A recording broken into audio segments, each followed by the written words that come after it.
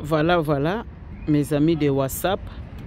Napesi bino nyonso tumbote na kombo na Yesu.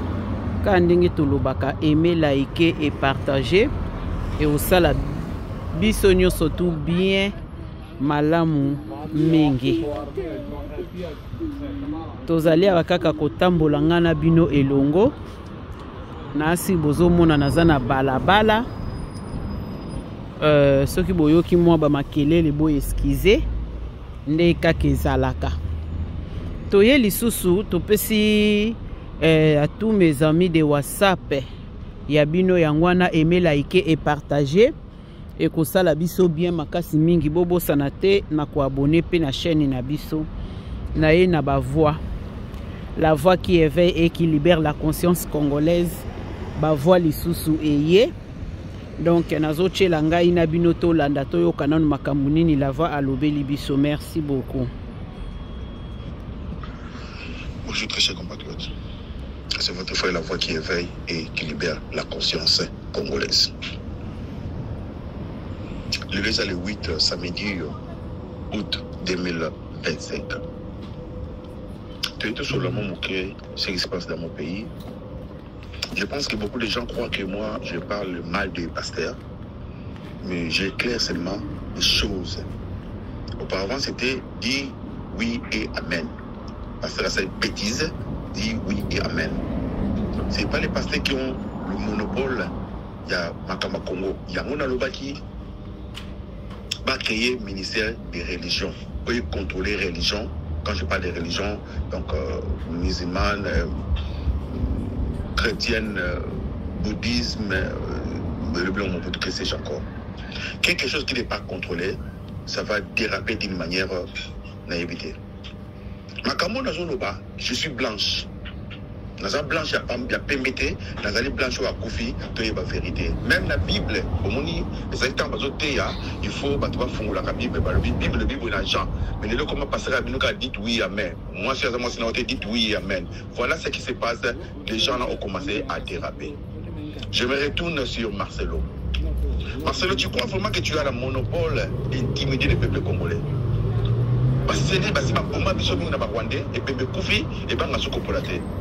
Je suis vraiment contre toi, personnellement parlant.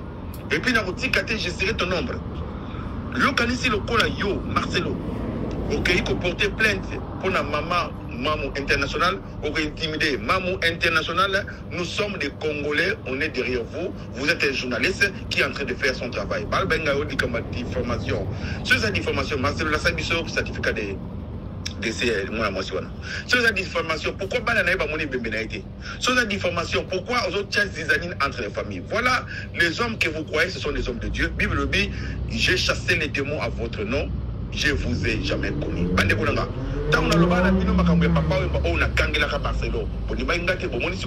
Ce n'est même pas un Congolais. Nous les Congolais, nous avons l'habitude d'appeler les gens Marcel. Je le dis au fort. Le monsieur a étudié, je crois, Maloula. Un petit bout d'homme qui ne parlait même pas. L'argent ne vous change pas, il amplifie ce que vous étiez déjà. Il déverrouille la pauvreté que vous aviez. Marcelo Zagna sur la Makayabu. Son père vendait des Makayabu. Aujourd'hui, il a eu de l'argent congolais. Il a commencé à jouer avec le Congolais. Marcelo aura l'audace de nous inciter les pauvres. Demande-moi, je vous pose la question. Marcelo à Salawapi. Je me rappelle de mes audios. Les cas précédentes, dans le Baki Boye, un pasteur doit avoir un métier fixe. Cela veut dire quoi? Nous avons besoin dans notre pays un pasteur avocat, un pasteur docteur, un pasteur mécanicien, un pasteur pilote, un pasteur qui sais-je encore. Mais qu'est-ce qui s'est passé dans notre pays? Tellement que c'est un métier de fainéants, de cons. Tout le monde est devenu pasteur. Vous savez l'histoire de ce monsieur-là? Il était médecin en médecine, il a abandonné la médecine pour devenir pasteur plein temps. Comment le pays va avancer? Qui va payer les taxes?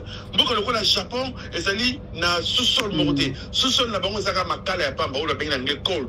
Le Japon a la 3e ou 4e puissance économique. Parce qu'ils ont eu le genre, ce qu'on appelle en français la ressource humaine. Mais non, pasteur Bazo Karabatou, Panda Tongotina, pourquoi? Et bien voilà, il a lié de l'argent. À comme qu'on fait une pauvre, c'est la pauvreté qui fait dire les choses. Marcelo a travaillé à Wapi. Nata Inena n'a rejoint. Moi, excusez-moi. Pour moi, il m'a dit que sachet. Hitler. Par Napoléon, par Omar Bongo, Bakiti Mabini Ramazani, tous ces gens-là, les boutons-là, ça a toujours nos dire de manière parce que ce sont des complexés. Il y a deux sortes de complexes. La complexe de férité et la complexe de supériorité. Balouba, ça a un complexe de supériorité. Ah, ça a un oteji. Et pas d'ambition diamatombela. La mort et la vie sont au pouvoir de la langue. Marcelo, on a l'audace. Pas pour sa communauté, pas pour sa peuple. La vérité reste toujours la vérité, Marcelo.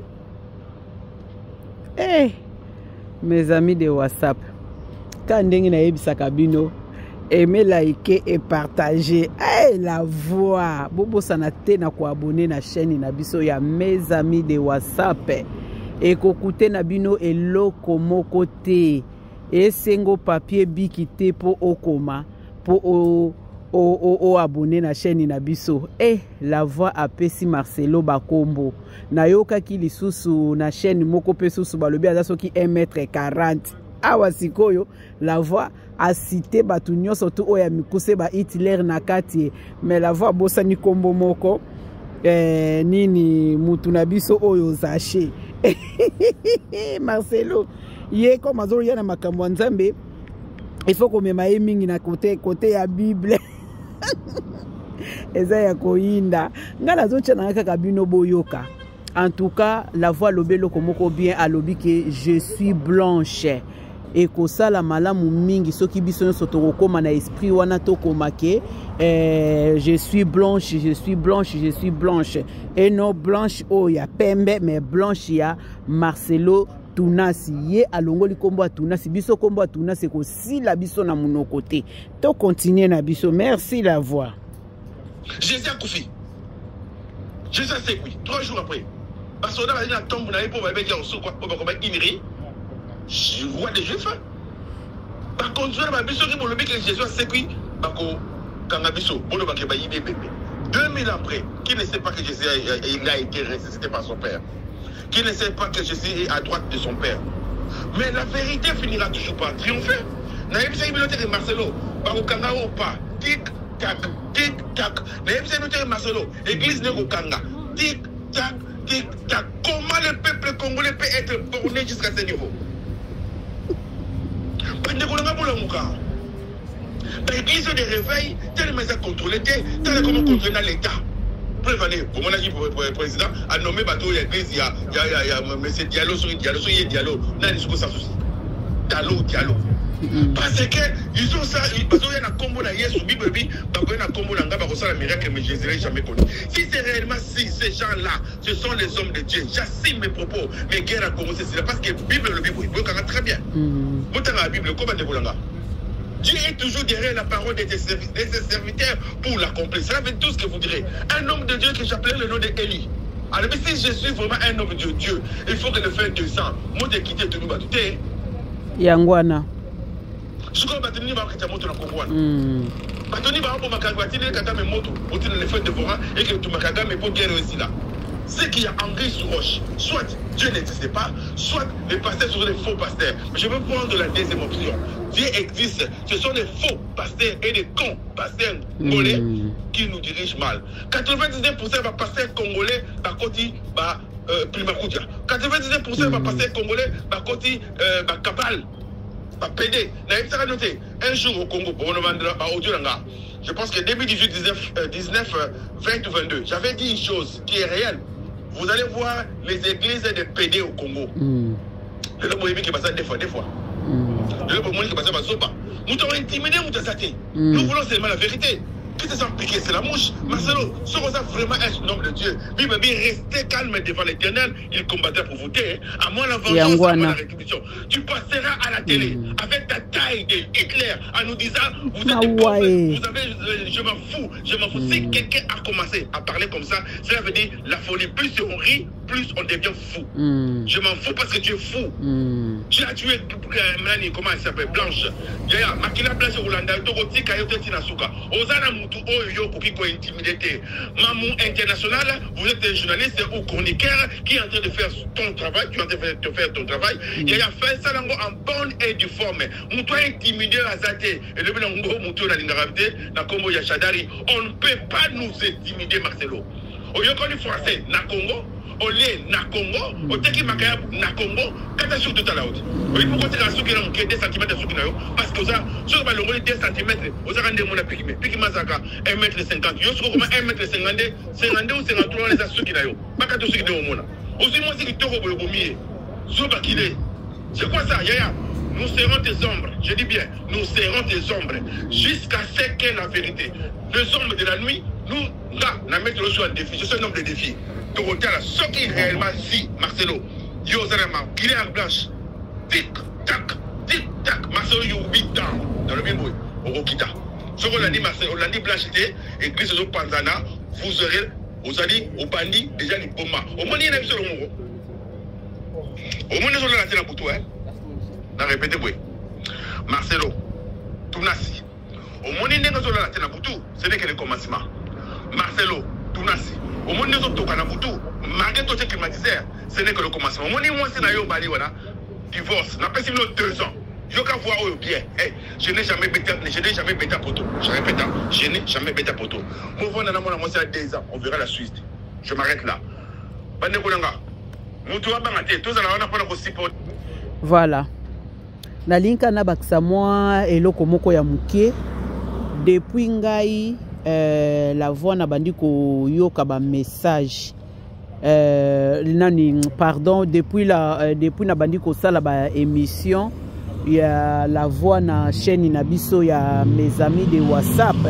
En tout cas maloba nyonso tu oyo abanda koloba na yoka yango ekokisama pe eza kokokisama kaka. Donc alobaka pe likambo ya Marcelo oyo akangisaka ye munoko na yebi yango naza ko se souvenir nango na asiso batu nyonso bakie na chaîne na biso ya mes amis de WhatsApp bako se retrouver bango nyonso tu na kati wana parce que ezosala biso nyonso tu kolakisa ke makambo oyo la voix aza koloba eza makambo oyo eza ya pamba te eza makambo nyonso tu oyo eza ya solo pe eza kokokisama toko kende na Marcelo kaka boye mwana ya Mariano makayabo akisala kindeki toko kende na yo kaka boye yo zoko ya okolakisa biso nzambe oyo sambelaka parce que na lobaki na bino mbala sima église est-ce que boyebi signification ya compassion awa bozi kombo munene bopesi na kati église ke bochango église ya compassion tolanda makambo la voix za koloba de la biso Myriam comme Maria maman international na la mona kaina ba yojo na yena video na yasalaka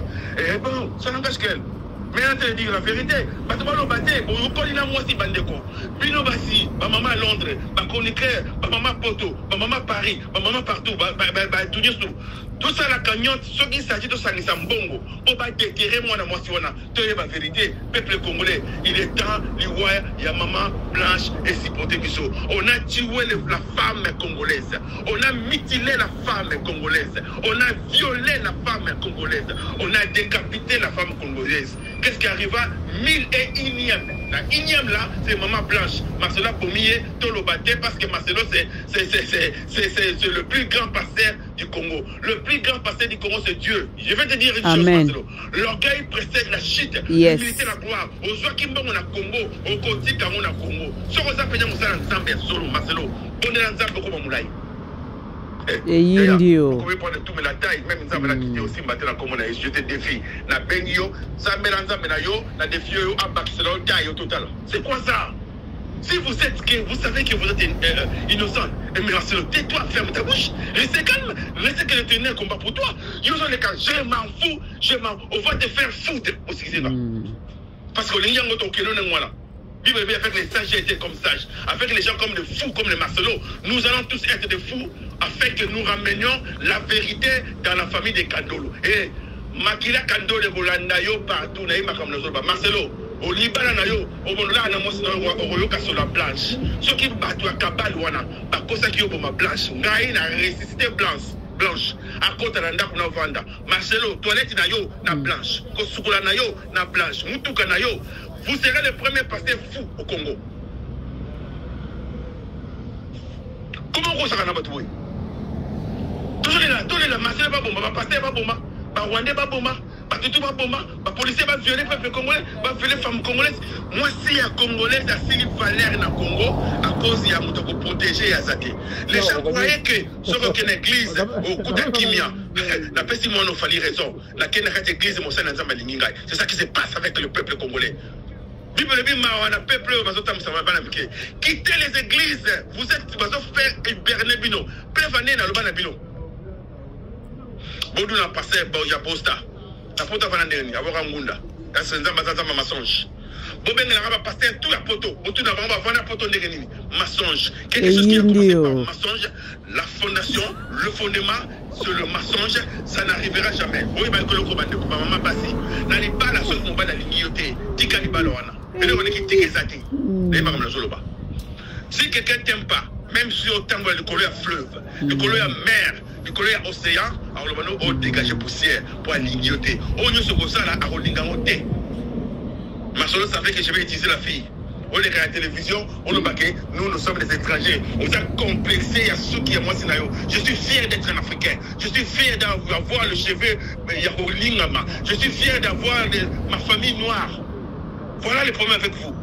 Vous êtes complexés. J'ai dans le Bible, l'a répété. L'argent ne vous change pas, il amplifie ce que vous êtes. Mamou international, Mamou, continuez comme ça mon salaire nayo. Spirituellement parlant, je te protégerai. Et je le répète haut et fort.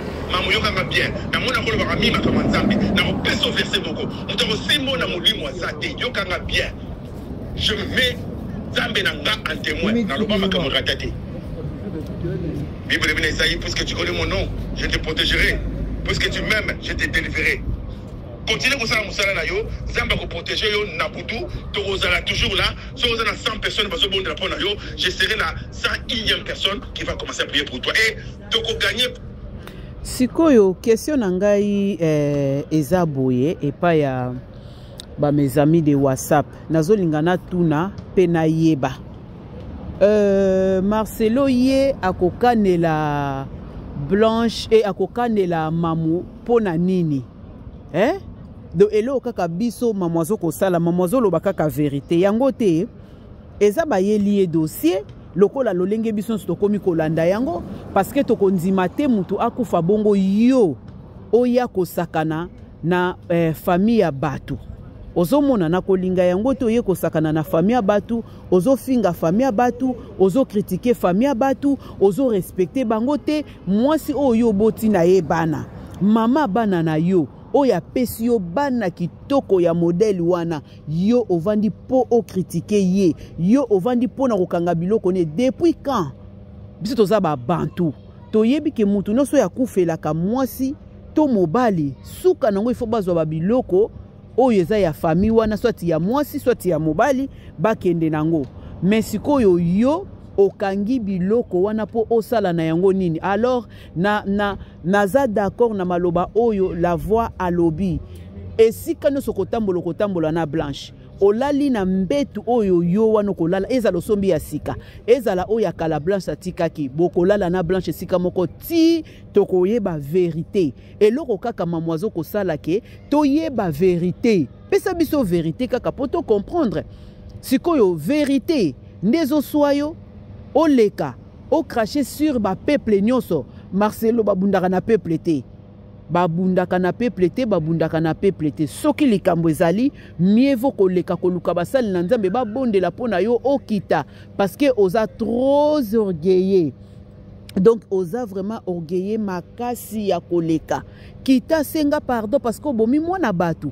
obosani ke yo obomi mwana batu soko yebaki ko bomaki mwana batu te et pourquoi kokima vérité pourquoi okoma kolanda batu po yo kanga batu pourquoi kolinga o funda batu na kati ya ba nini po bokende ko samba eza na sensité qui se sent piqué toko silisa ngola voix loba na yo papa c'est mamu na répéter boye olingo lingate ngai na loba na Tshisekedi boye yo mto longola Kagame omoni yango lezo kendela yo pe olingo lingate loko yo za leader na makambo oyo na ko chayo pression spirituellement parlant jusqu'à ce que nous aurions eu une bonne réponse toyeba bakanga Marcelo sokaza innocent batikaye sokaza coupable makanga église de Panzala parce que bible bi ba otam sabino na bosoba na moni Marcelo ziba fukana ye aleki pour ba intimider maman.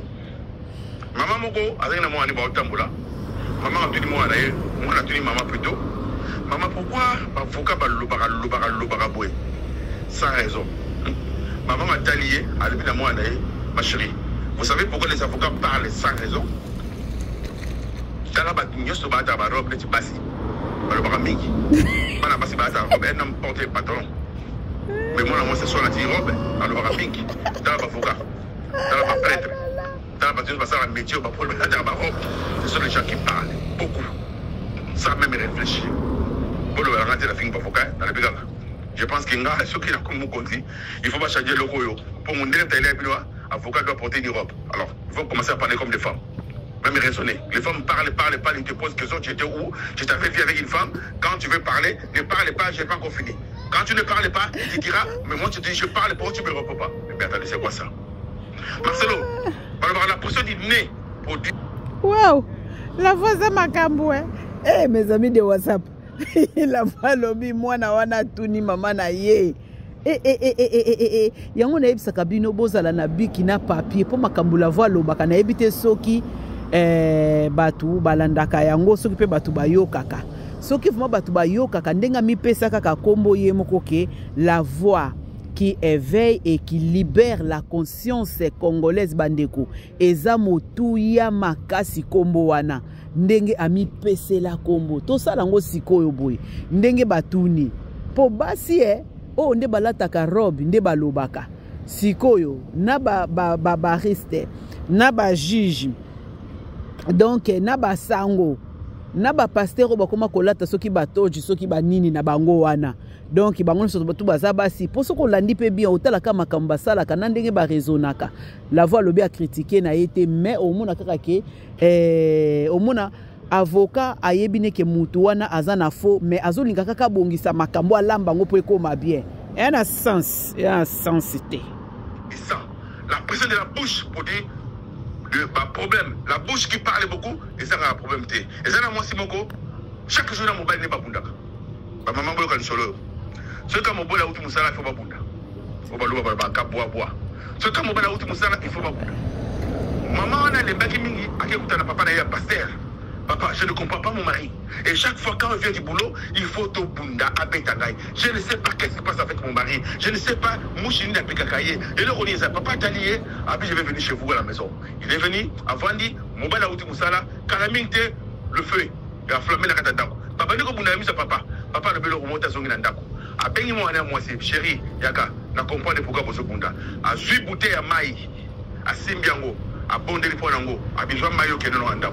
Mais son commun ndako mon colomobile no route pour ça la côte ndako soit maï tchana monoko so tchana monoko bomba mona monoko pour le bel côté vous allez voir ce qui va se passer. Effectivement le premier jour l'homme arriva moi ça mon mobile azo contre la kitine mutuka azuma ya bouteille ya maï na biso ya litre moko atenda monoko a mélité mais a bomber na kata monoko naï le comme tazo procès mobile à côté à vandi à le bel côté mobile à kelala papa na ex qui est sur mobile à dali au meni maï voilà.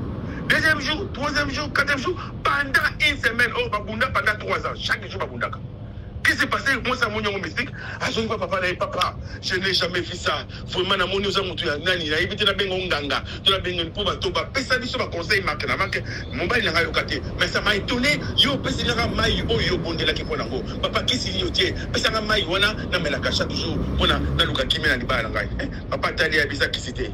Papa tali eza maite ezalinde mutoyo achema ina munoko a bombi alobakate munoko ya mwasi na yeza ki kabwa bwa mwasi azali ko finga mobali chaque jour mwasi azali ko katela mobali maloba mwasi azali ko tonga mobali mwasi azali ko loba mobali maloba mabe ezo pousser mobali abetaye banda comme ko chama ina munoko oyebi so bombi mai na munoko ko lobate so bombi mai na munoko ko melate.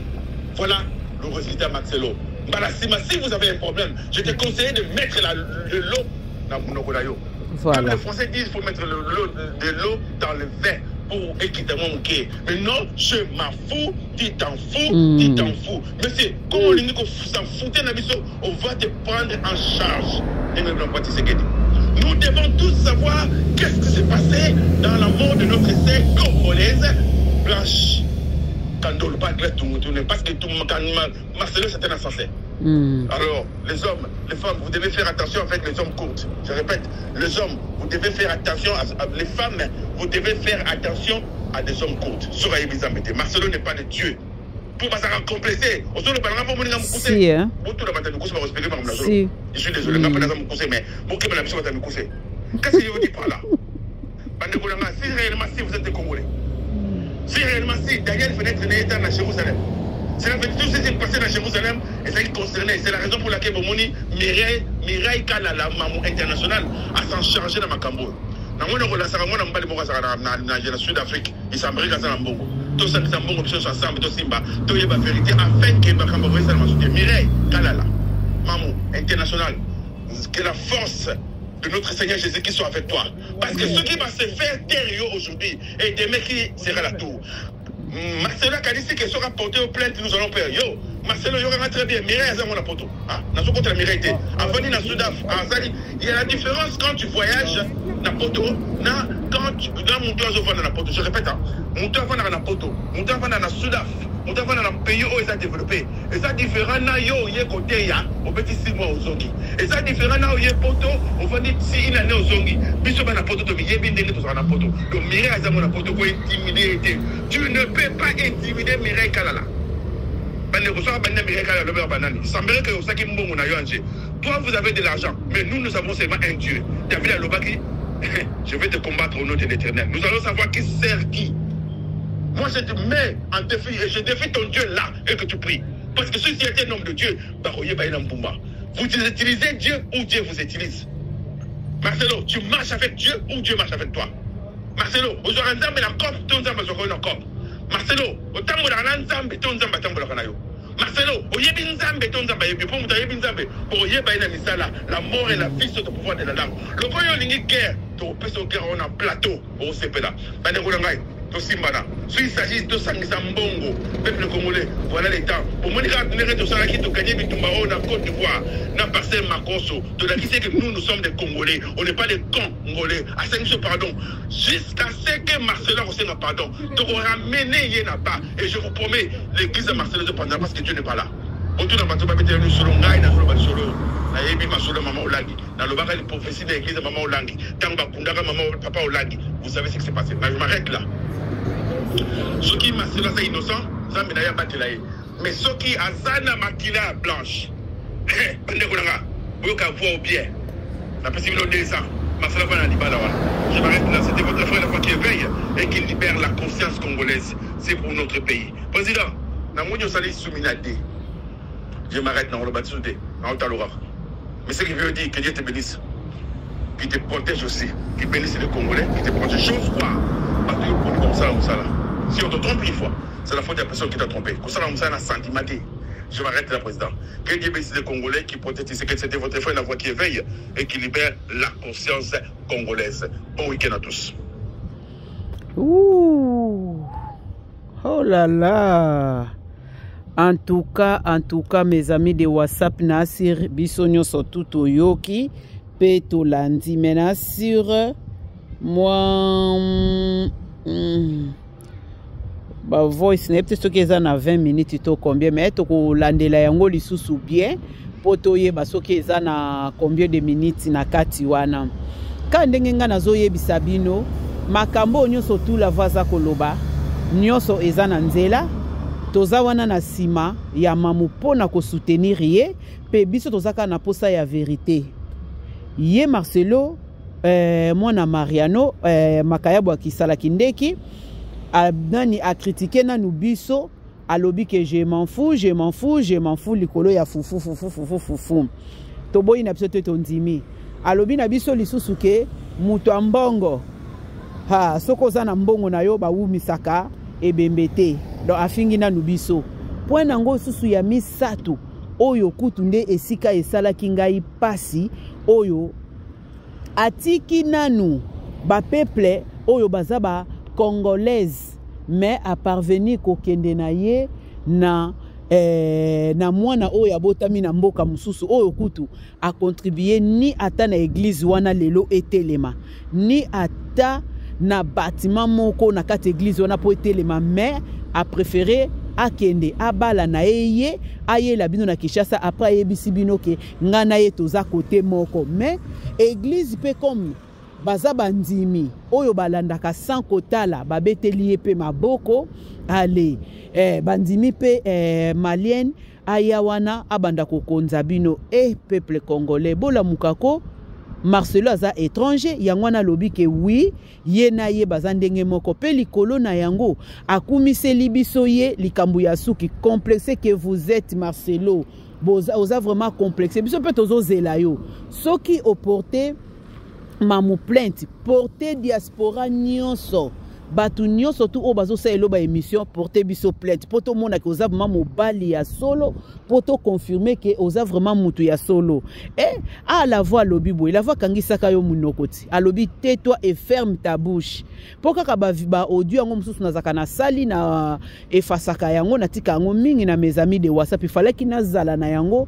po na chela bino bolanda boyoka o lisusu alobi na yoke sokoza mobali sala yango azozela yo apemi ami pesi komboke je suis blanche et non blanche ya pembe mais ya chemise ya pembe te mais blanche ya oyo outi ko bomela biso ndeko na biso congolaise oyo azali zairoise 100% et non ke ndenge yo na mwasi na yo oyo boye wana bozali ndenge moko tokomi na suka ya émission na biso ka ndenge tozo kolobake aimer liker et partager bobo sanate na ko abonner na ba chaîne na biso en tout cas na tambolinga na bino nzela po na kosala makambo oyo soki biloko la voix eye na lingaka lisusu kotika yango mingi te po er moko naza ko bosa na ba voix mususu naza ko bungisa yango aimer liker et partager bobo sanate na ko abonner pe na kochela kabiso ba commentaire et kosala biso bien